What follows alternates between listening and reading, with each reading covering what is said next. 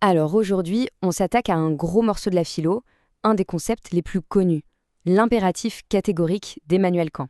Il faut voir que l'ambition de Kant, elle était immense.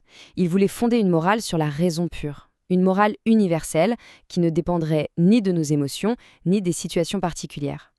Et l'outil qu'il nous propose pour ça, eh bien, loin d'être une théorie super abstraite, il est étonnamment direct. En fait, tout part de cette question. Une question toute simple en apparence, mais d'une puissance incroyable. C'est vraiment le cœur de la pensée de Kant. Il nous invite à nous la poser avant chaque action. Et cette simple phrase, c'est la clé qui va nous permettre de déverrouiller toute sa philosophie morale. Et c'est là que Kant prend tout le monde à contre-pied. Il nous dit « oubliez les résultats. Oubliez de calculer si votre action va produire plus de bien que de mal. » Pour lui, la moralité, elle ne se trouve pas dans les conséquences, non, elle est dans la règle, dans le principe qui guide l'action elle-même. C'est un changement de perspective radical, hein. On cherche la certitude morale dans l'intention, pas dans un futur qu'on ne maîtrise pas. On entre donc dans ce que Kant appelle une morale du devoir. L'idée, c'est qu'une action n'est vraiment morale que si on l'accomplit par devoir. Attention, ça ne veut pas dire agir sous la contrainte, pas du tout. Ça veut dire agir par pur respect pour la loi morale elle-même. En gros, c'est faire le bien, non pas parce que ça nous arrange ou parce qu'on en a envie, mais simplement parce que c'est la chose à faire. C'est l'intention pure qui compte, avant tout. Et voilà, donc la définition un peu plus formelle. L'impératif catégorique, c'est une commande, un impératif, qui s'applique de manière catégorique, c'est-à-dire sans condition. Ce n'est pas « ne mens pas si tu ne veux pas avoir de problème ». Non, c'est juste « ne mens pas ». Point final. Pour que la règle soit morale, il faut qu'elle puisse devenir une loi universelle.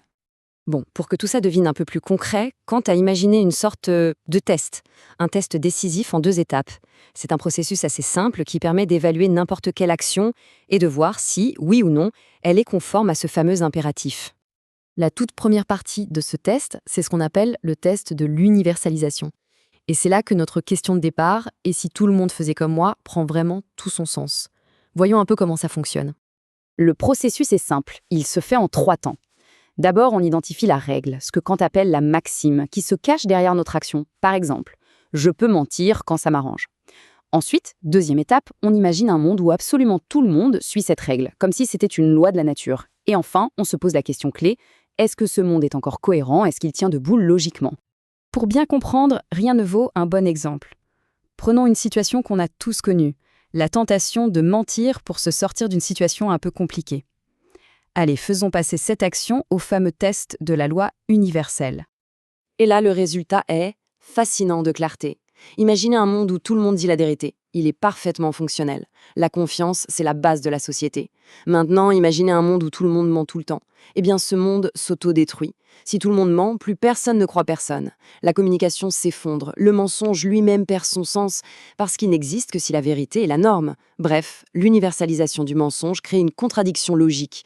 L'action échoue donc au test. On pourrait se dire que c'est bon, l'affaire est réglée. Si l'action passe ce test universel, elle est morale, non? Eh bien, pas si vite. Pour Kant, il y a une deuxième barrière, un second filtre qui est tout aussi crucial. Cette deuxième partie du test, elle concerne notre rapport aux autres. Il ne suffit pas qu'une règle soit logique, il faut aussi et surtout qu'elle respecte la dignité fondamentale de chaque être humain. Voilà, c'est la formulation la plus célèbre de ce second principe. Et cette idée, elle est d'une profondeur immense. Ce que ça nous dit, c'est de ne jamais instrumentaliser les autres, de ne jamais les utiliser uniquement comme des moyens pour arriver à nos propres fins. Traiter une personne comme une fin en soi, ça veut dire quoi? Ça veut dire reconnaître qu'elle a sa propre vie, ses propres buts, ses propres rêves. C'est la reconnaître comme un être rationnel, autonome, qui mérite le respect, peu importe l'utilité qu'elle pourrait avoir pour nous. Reprenons l'exemple du mensonge. Mentir à quelqu'un, c'est exactement ça. C'est le traiter comme un outil pour obtenir ce qu'on veut, et c'est lui nier le respect qu'on doit à sa capacité de raisonner. Ok, maintenant il est temps de mettre les 2 pièces du puzzle ensemble. Pour qu'une action soit vraiment morale selon Kant, elle doit obligatoirement passer les 2 tests, sans aucune exception. Et voilà la formule complète. Une action est morale si elle répond à cette double exigence. Premièrement, la règle qui la motive doit pouvoir être universalisée sans se contredire. C'est notre premier test. Deuxièmement, cette action doit traiter l'humanité, que ce soit en soi-même ou chez les autres, toujours comme une fin et jamais simplement comme un moyen. C'est la fusion de ces 2 conditions qui constitue le cœur de la morale de Kant. Et c'est la grande question que Kant nous laisse. Est-ce que ce double test, qui a l'air si clair en théorie, est vraiment suffisant pour naviguer dans toute la complexité du monde réel? Peut-on vraiment vivre en étant guidé uniquement par des règles universelles qui ne tolèrent aucune exception? C'est une réflexion assez puissante à emporter avec soi.